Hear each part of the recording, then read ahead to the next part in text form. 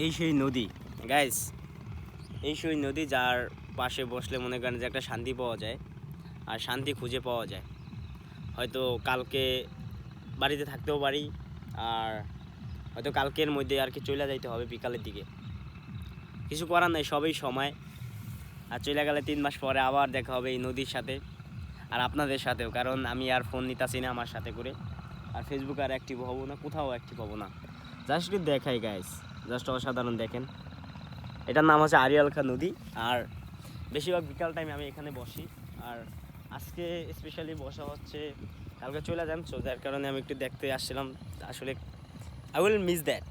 ওকে, এখন আমাদের বাসায় একটু কাজ আছে, কাজটা করবো, আর এই ফাঁকে আমি ফোনটা চার্জে লাগাবো। কারণ আইফোন যে একটা ফোন কিনছি, এটার মনে করেন যে দিনে 5 বার চার্জ দেওয়া লাগে আর কি, যে হারে মানে টিপি আর কি। টিপার উপর ডিপেন্ড করে আপনার ফোনের চার্জের উপর। ওকে, জাস্ট দেখেন, জাস্ট অসাধারণ।